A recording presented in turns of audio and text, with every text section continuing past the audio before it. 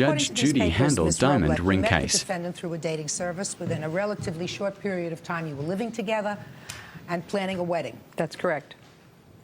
You say that he broke the engagement.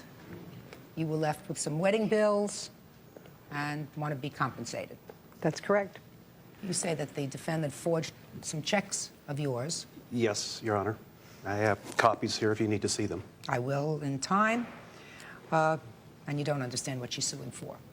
Well, I can understand she wants to be compensated, but at the same time, I never agreed to a big, expensive wedding. I wanted to keep things down, low cost.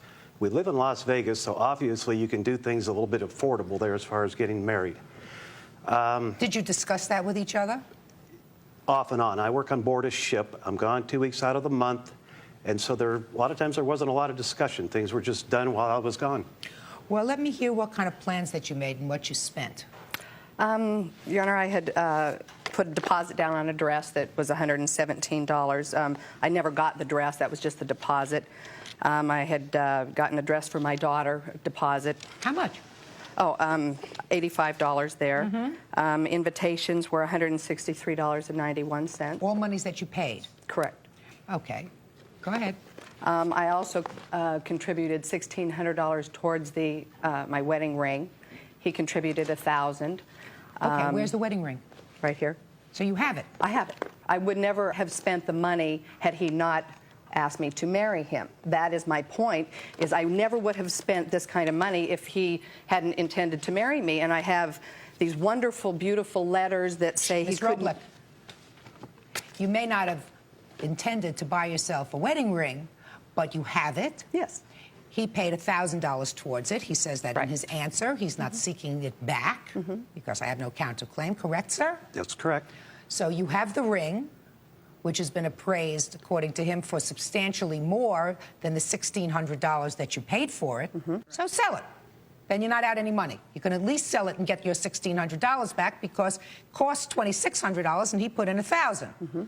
So what other expenses are you out, Ms. Roblek? During the time he was living with me, I had this $700 phone bill because apparently David was very lonely and was calling everybody he knew in the world. So that was $700 that I was left to pay that he proceeded to write checks to me for and stop payment on them. Okay.